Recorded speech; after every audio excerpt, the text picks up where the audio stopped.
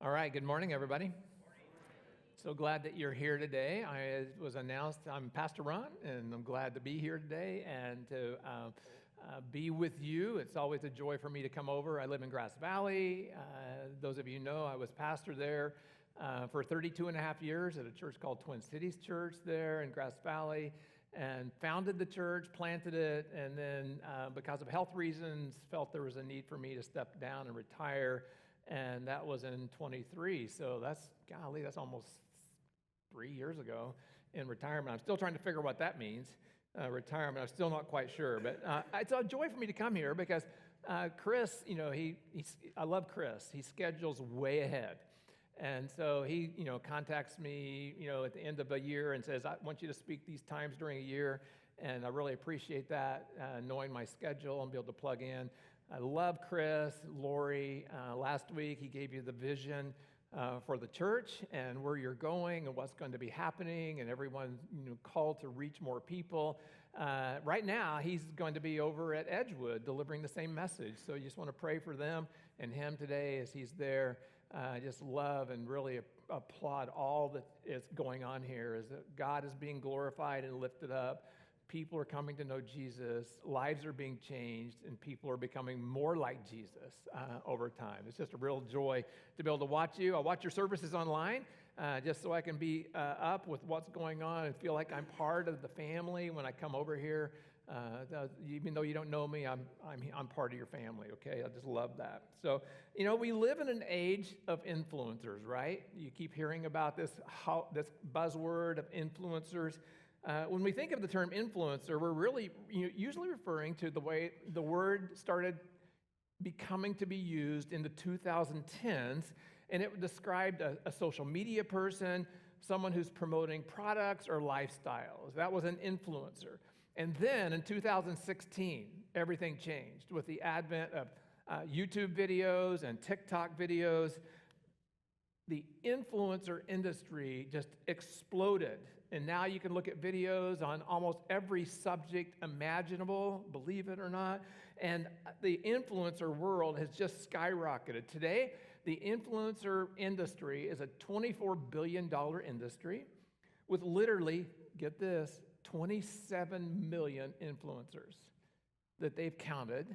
And everything from small influencers up to one to a few that have 1 million followers.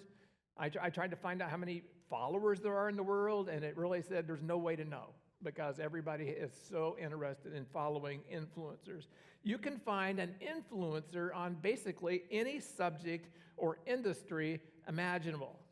Well, what I want to do as I begin today is just draw a distinction between what we think we're talking about when we hear the word influencer, and distinguish between influencers based on what they say, based on the number of followers they have, based upon their platform, based upon their popularity. That's influencer on one hand. On the other hand, they're influencers who stand out simply because of who they are, because of their character, because of the things that they've been through, because of the things that they can share that actually can help people in life. So the question I want to ask today is, what does it take to become a person of true influence? The ones who influence because of character, the ones who influence because of who they are. So as we come to this part in the book of Daniel, and that's where you've been, for those of you who haven't been here before, that's where we are, the book of Daniel. We're looking at his autobiography. Daniel wrote this himself. He's talking about his life in captivity. And so he's somewhere, we're really catapulted ahead in his life at this point. From chapter 5 to chapter 6, he's somewhere around 83 years old in this story we're going to look at today. Somewhere around 83. So older people, gray hair, listen up. You're never too old to make a difference. You're never too old to make a difference. I just say this, if you're older, you want to finish well. You want to finish well. And God has something for you, even in your older ages, and you want to be ready, and you want to get it done. I heard someone say it this way, if you're not dead, you're not done. One way to look at it. Now, younger people, many of you who are here today, listen up. The choices that you make today matter. Every choice you make, they will form the character that you have tomorrow. Everyone.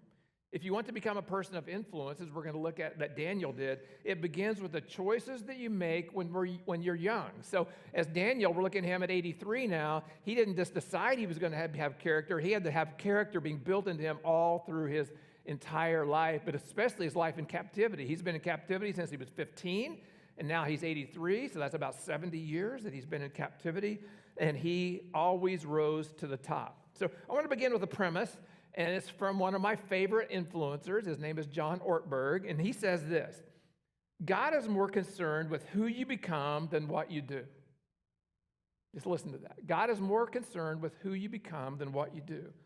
The main thing God gets out of your life is the person you become, not what you do. The person you become. And I would say it this way too. The main thing that others get out of your life is the person you become, the person that you are. So I'll just say you're being formed by something. Every one of us is being formed by something. We talked in our huddle time down here with Mark today, and he talked about, that you are what you worship. I'll just say it this way. You're being formed by what you look at, by what you consume, the social media that you scroll through, the friendships that you have, they form you.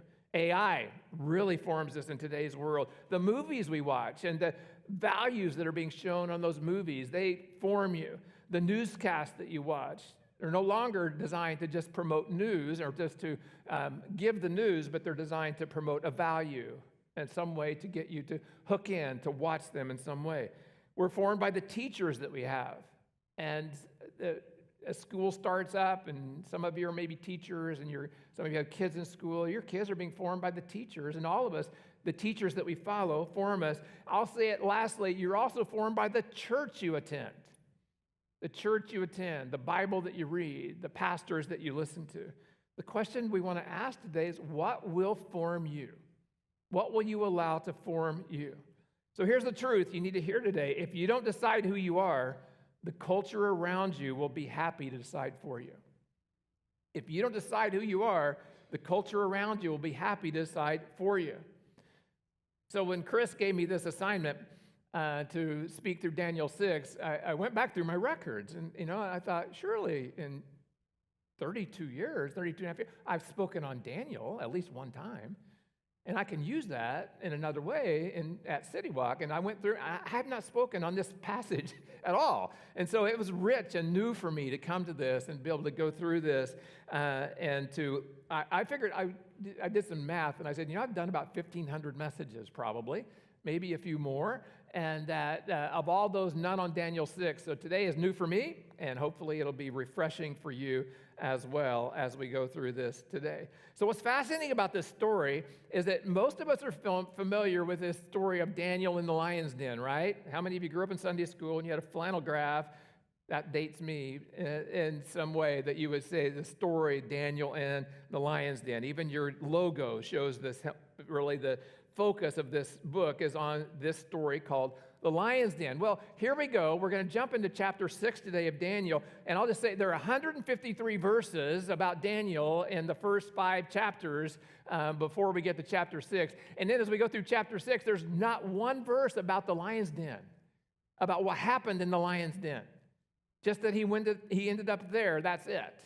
And he came out. But there's not one verse about what happened in the lion's den. But for many people, Daniel's story is primarily about the lion's den and what happened. They tell it this way: be like Daniel, have courage. And then when life gets tough and you're thrown in with the lions, God will deliver you and set you free. That's not what this story teaches, because we know reality. We know that in reality, life doesn't always work that way. Good people die. Good people get hurt. Good people who are serving God, who have courage. Missionaries that you've heard stories about. People who put their lives on the line. Didn't all work out the way that they wanted to. And so I'm going to come back at the end of our time together today. And so if we just put a pin in that thought right there, and we're going to come back, I'm going to talk about this a little bit, about how oftentimes the lion's den moments that we get into, they're a crisis of faith. And we're going to talk about how we live through those. But here we go. I want to start by this statement. Daniel's greatest achievement wasn't the lion's den moment.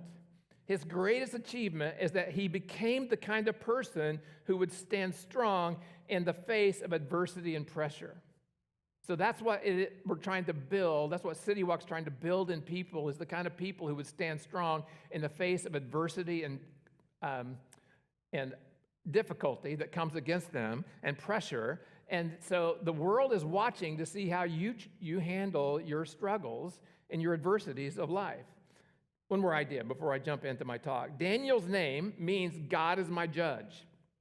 That's what it means. God is my judge. And so Daniel lived his life as if God was truly his judge, and so he lived his life as for an audience of one. So everything he did was based upon how he believed that God would view him and what God would say and what God would want, because God was his judge, not a king, not a ruler, not a nation. God was his judge. So we've seen in this series as we've gone through, Daniel lived in that kind of way. God is the only one that he would ever answer to, and he knew that. So let me give some context. And so for those of you who are just new or you're just catching up today, Daniel's story is about the nation of Israel, and they were taken into captivity, and they were taken into live in Babylon, and so they were uprooted, and they were taken into a nation, and there was lots of unrest. There was violence. They went into a very unstable political environment. It was very unpredictable in economic ways, in the place in which they lived and what they were being forced to do as exiles. And Daniel lived in this time of uncertainty and chaos and with really no security about the future and what would happen and what he could do. Kind of like we may feel, right? I don't know about you feel.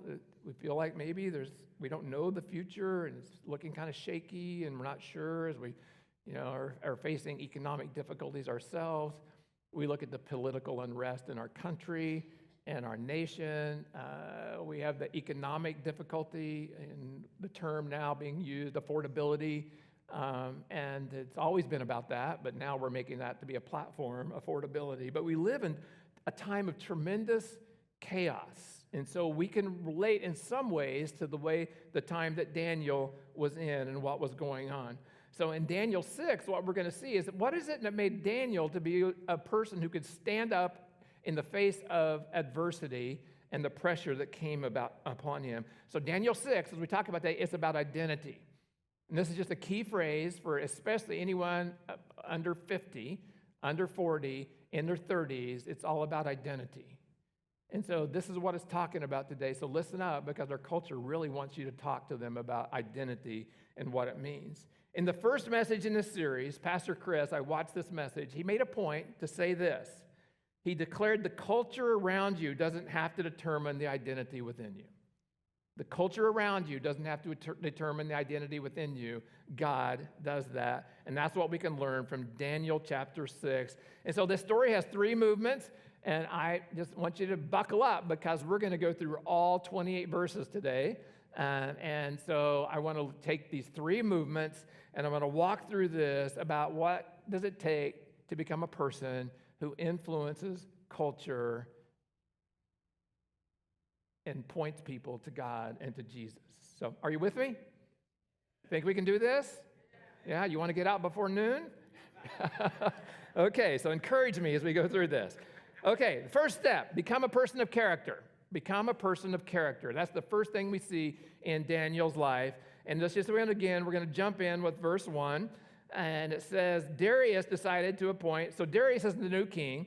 Belshazzar was the old king. Nebuchadnezzar was the king. Belshazzar was the king. Now Darius is the new king with the Medes and the Persians who have now taken over Babylon. And so therefore they took over everyone who was in exile underneath that throne. So Darius decided to appoint 120 satraps over the kingdom stationed throughout the realm. And over them, 3 administrators, including Daniel.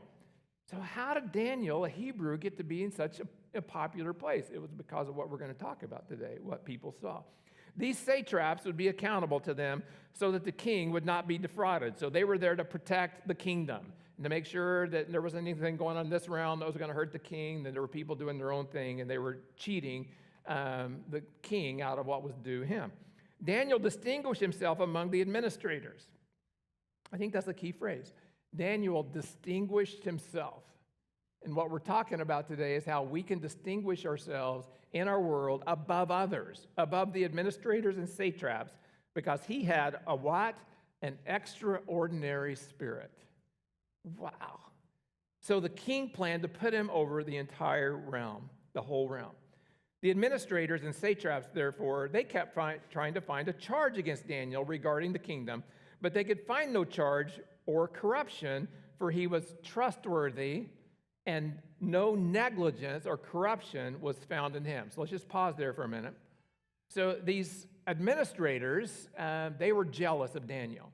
And so they wanted to figure some way to knock Daniel out of his position of favor before the king, before Darius. And so they were trying to find some reason to disqualify him. So they looked through his life, and it says they could find no reason, for he was excellent in all of his ways. He was extraordinary in spirit. There was nothing that they could find that they could use against him. They were looking for some scandal, something that he had done, something he had said, somehow he had cheated.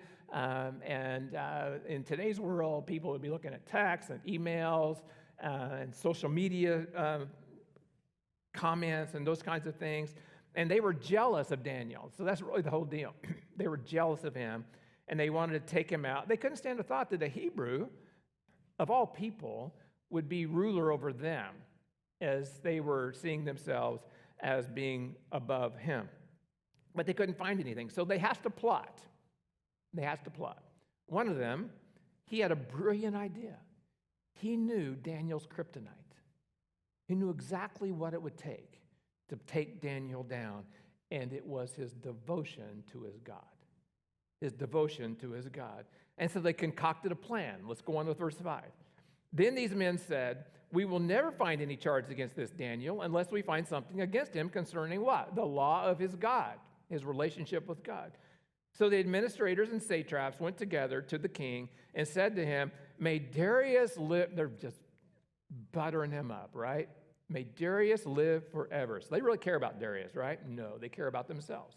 So all the administrators of the kingdom, the prefects, the satraps, the advisors, and governors, everybody except Daniel, have agreed that the king should, so they're talking to the king now, right? So we've all agreed the king should establish an ordinance and enforce an edict for 30 days. Anyone who petitions any god or man except you, the king will throw into the lion's den. We think this is a good idea. And the king liked this idea.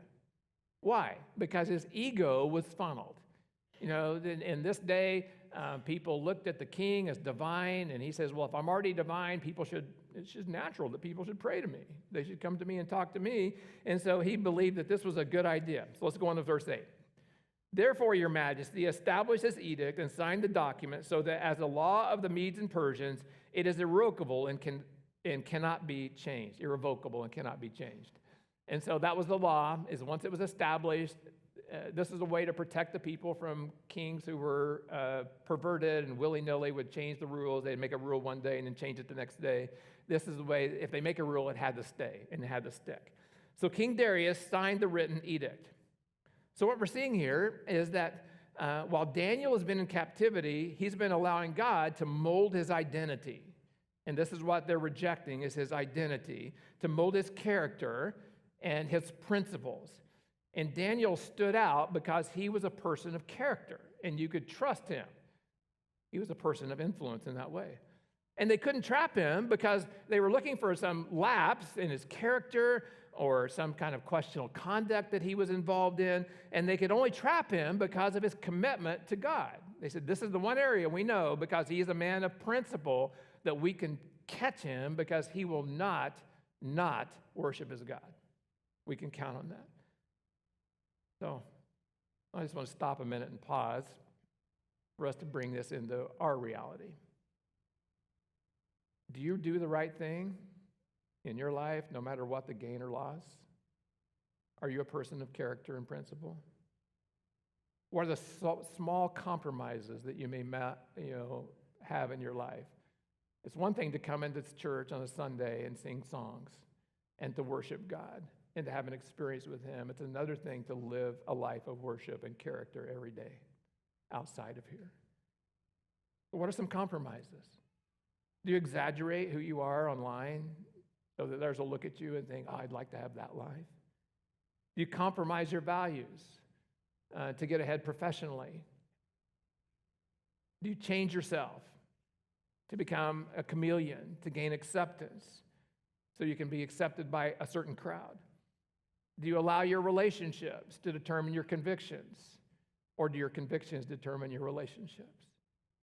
Do you become so consumed with career, with money and achievement or approval that basically faith gets pushed to the margins because this is your time? You've got to make it now. And so you'll say, God can come later. If someone had access to your checking account, to your credit card statements, to your scrolling history, to your internet history, what would they learn about you if they had access to those things? If someone had a video of your home when the doors are closed, what would they know about you? Well, I ask all those questions because I want you to remember this statement next. Every decision you make is forming you into someone. So are you becoming a person of character? Daniel was a person of character, and he influenced his land. Okay, second step. Second step is this. Become a person of commitment. And so this is saying, I'm going to become a person who's committed to God. And what Daniel shows us, he's committed to God in prayer, especially as we're going to look at in here in verse 10 when it says this. When Daniel learned that the document had been signed, he went into his house.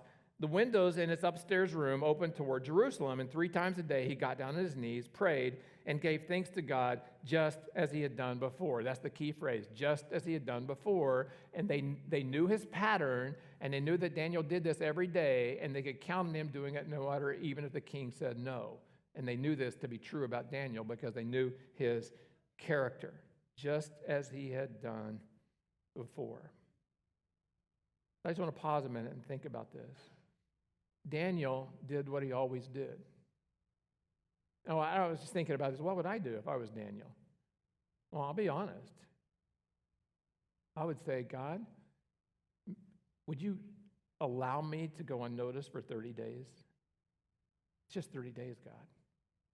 Would you allow me to go unnoticed for 30 days because I want my life to be safe? God, would it be okay if I didn't pray for 30 days? Or maybe I went into my closet instead of being out in front where everybody saw it? I mean, that just seems like reasonable, right? God is reasonable. 30 days? That's it, just 30 days? But Daniel said, no, I won't compromise one time. Not one time. His commitment, and I say this, is that he had established communion with God. So if you really do the math, and let's just start from 15 until 83, 3 times a day of being in prayer, that's somewhere around over 75,000 times he's prayed. So if you do that math, it's just amazing when you come back and you think about that this was part of Daniel and who he was being with God. Now, he didn't do this to make a scene. He didn't do this to say, look at me, I'm going to go out on my porch and I'm going to pray. I'm looking to the east and everybody notice I'm doing what I always did. He didn't do it to make a scene. He didn't do it to draw attention to himself. He did it because this was his relationship with God. He did what he always did. He got down on his knees, is what it says. He got down on his knees. So that was an expression of humility, of worship. He prayed. And I believe that his number one prayer is he prayed for God's glory to be revealed to everyone. And he gave thanks. Every day, 3 times a day, he had communion with God. I want you to really get that point. Prayer is communion with God. And Daniel was committed to prayer. So 3 times a day, and I'm not saying that you need to do this 3 times a day. That was Daniel's plan. This wasn't, and when this was written, it was later that it was established by the Jewish tradition that you would pray 3 times a day. Here, it hadn't been established yet, so this was Daniel's idea. that he would do it. He wasn't doing it because it was the rule. He wasn't facing east because it was the rule. He did it because this was him and what his heart was about. So notice this statement. Prayer is not how you get something from God.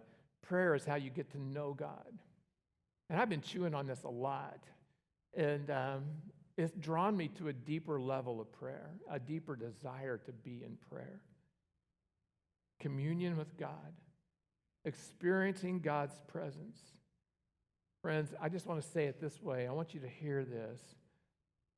When you come before God, He's not looking at what you've done. He's not looking at your past. He's not looking at the issues that you have in your life. He's looking at your heart, and you come before him. And when you come into his presence, I want you to understand that God's looking at you with a smile.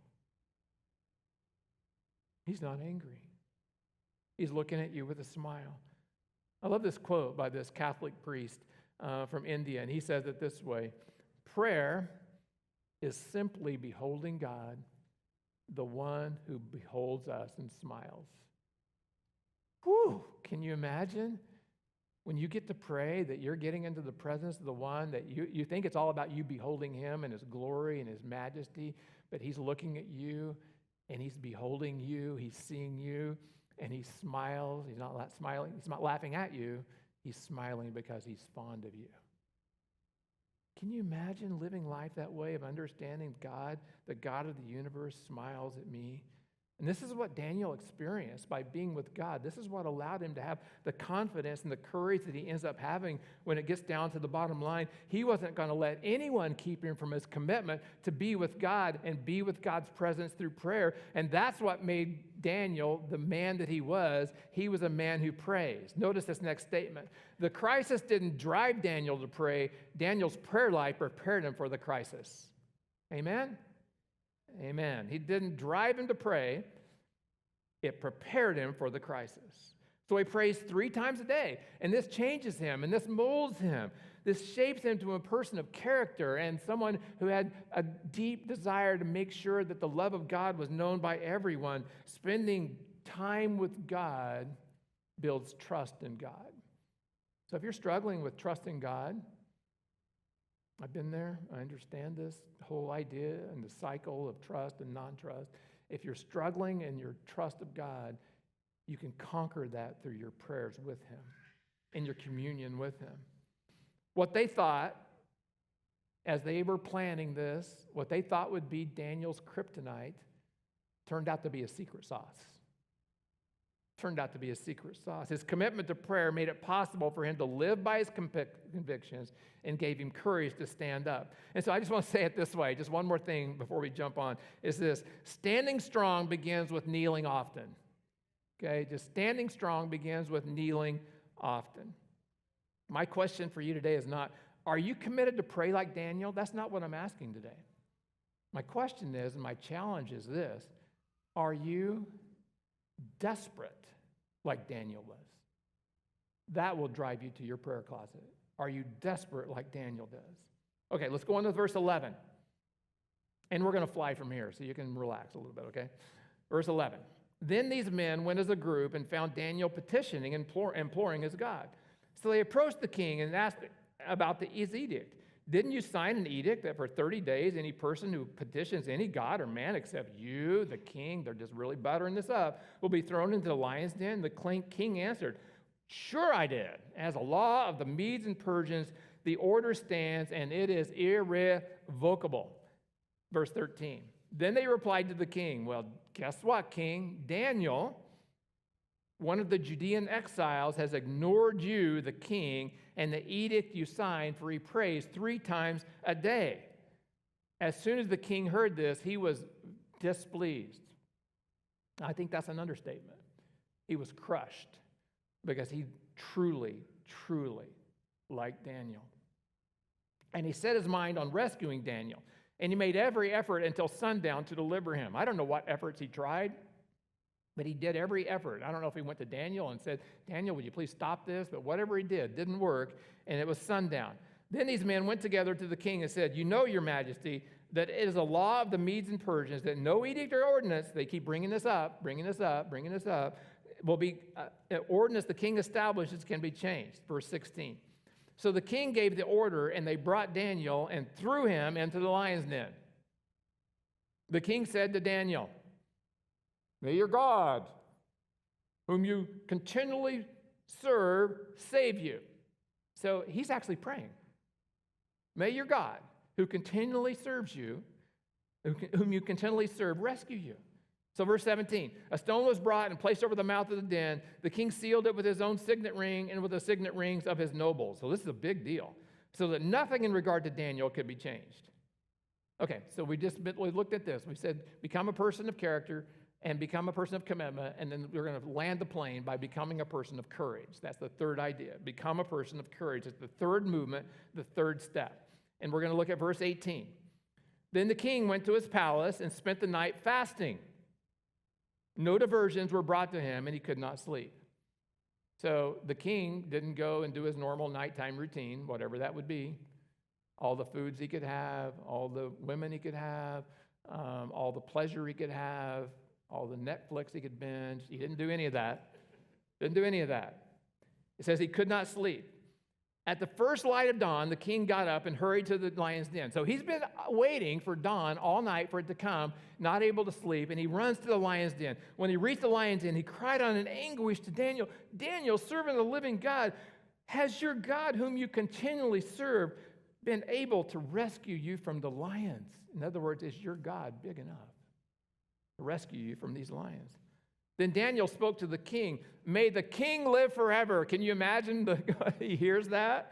What he was thinking at this moment? And then he says, "My God sent his angel and shut the lion's mouth." And so, scholars would debate about what this actually, what the angel is, but they say, you go back to the story of Shadrach, Meshach, and Abednego, and you have the fourth person, which is a image of Christ in the fire with them. It might have been the same angel, image of Christ, Jesus, there with him, and shut the lions' mouths. "And they haven't harmed me, for I was found innocent before him, also before you." Innocent before God and innocent before you. "Your majesty, I have not done harm." The king was overjoyed and gave orders to take Daniel out of the den. When Daniel was brought up from the den, he was found to be unharmed, for he trusted in his God. Then the king gave the command, and this is the part that's hard. Then the king gave the command, and those men who had maliciously accused Daniel were brought and thrown into the lion's den, they, their children, and their wives. It's hard for us to understand cultures that are different than ours, especially a culture of violence. But this is exactly what happened, and we have to take it as this is what it was. They had not reached the bottom of the den. Now, this is going to give us also a picture of how God protected Daniel. Before they got to the bottom of the den, the lions overpowered them and crushed all their bones. Before they hit the bottom, the lions were so hungry they devoured them. But when Daniel was thrown in, the lions' mouths were shut, and they did nothing. Verse 25. Then King Darius wrote it to those of every people, nation, and language. He wrote to everyone who live on the whole earth, right?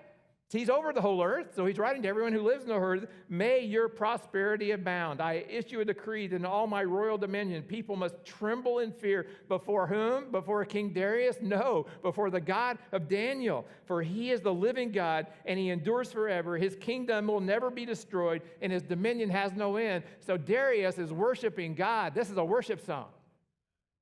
He's changed. His kingdom has no end. He rescues and delivers. He performs signs and wonders in the heavens and on the earth, for he has rescued Daniel from the power of the lions. Daniel's influence changed the king, which impacted the kingdom. And the kingdom pointed themselves toward God and worshiped him. So Daniel prospered.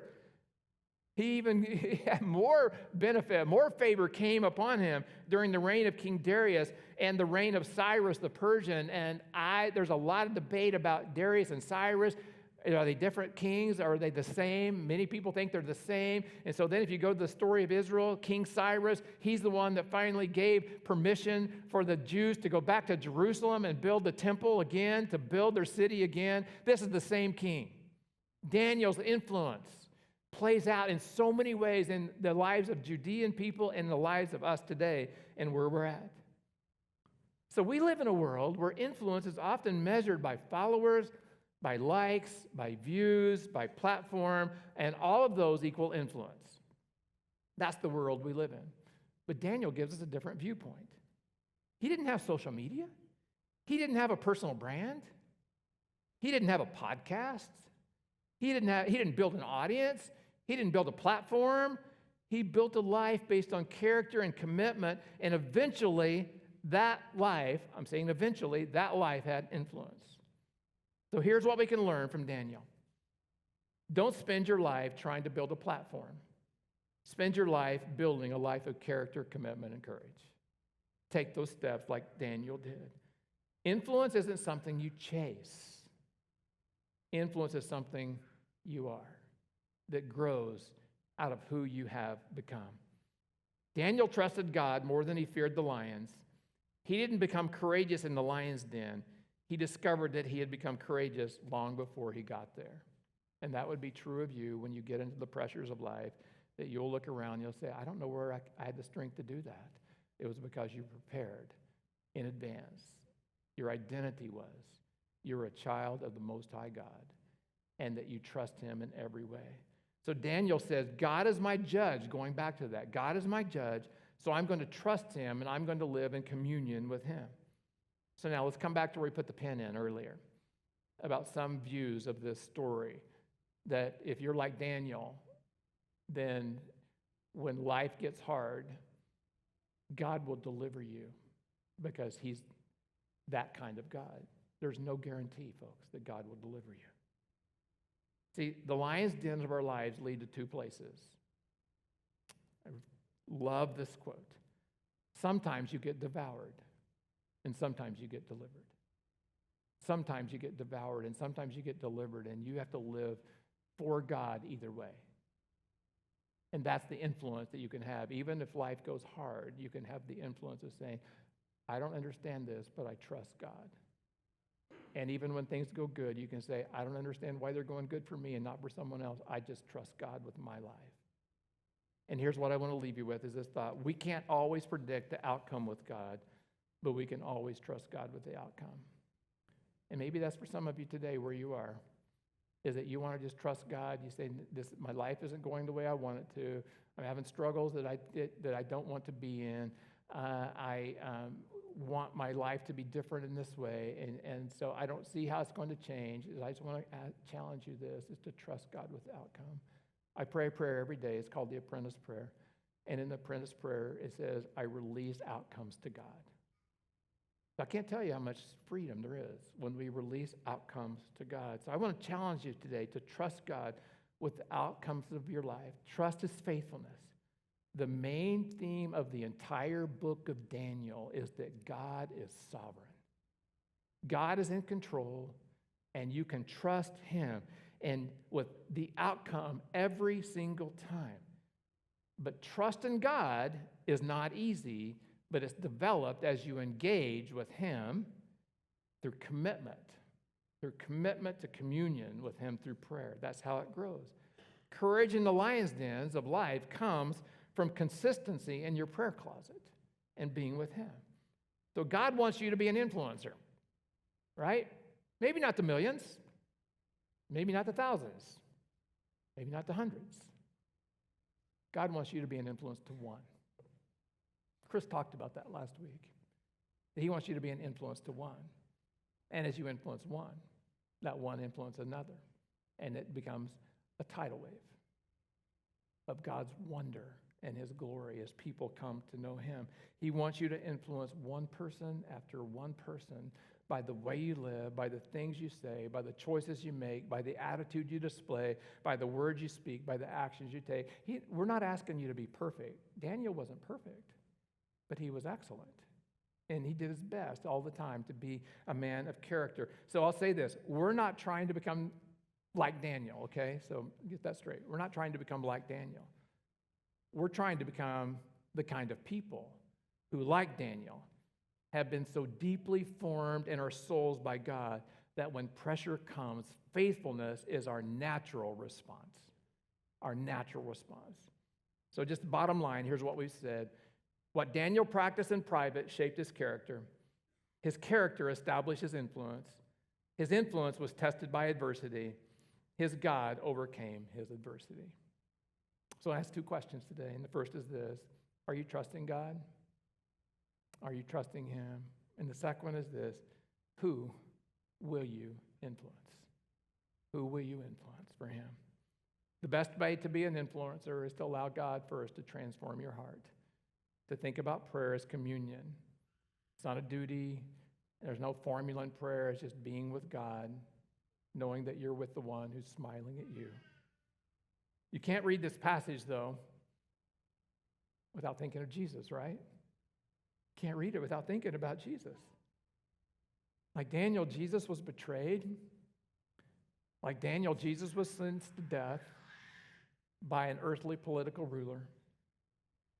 Like Daniel, Jesus was put into a cave with a stone rolled over it and sealed. Like Daniel, Jesus came out of the cave alive.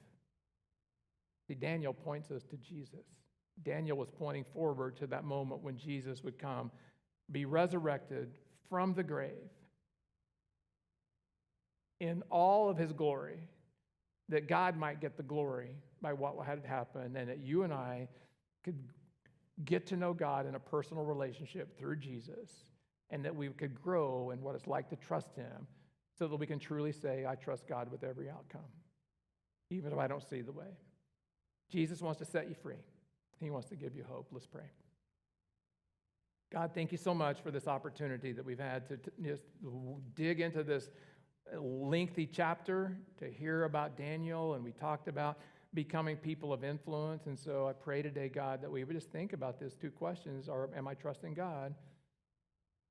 Because trust is developed in my prayer closet. Trust is developed as I'm with him. Am I trusting God? And I want to ask today, who am I influencing? But the bigger question I want to ask for everyone watching online and for those here today, if you've never said yes to Jesus, that today would be the day that you would say yes to him. You would say, Jesus, as much as I understand you, I believe what this pastor just said, that you came to earth, you lived, you died a death for me, and you were raised by the Father, by your Father. And I thank you for that, Jesus. And by that act, you showed us that the Father has power over both life and death. And so I want to give my life to you because I need you, Jesus. I want to know you. I want to know the power of your resurrection. And if you prayed with me that prayer, you can see there's a screen that says text this number. Just encourage you to text this number and let someone know. Let someone know that you've said yes to Jesus. And this church will respond, and they will come alongside of you, and they won't leave you. They will walk with you. They will do all that they can as you allow them to help you to grow to be more like Jesus, so you can grow in your character and your commitment and your courage, that we can influence this county, this region, for the gospel of Jesus. We thank you, Jesus. We worship you. In your name, amen.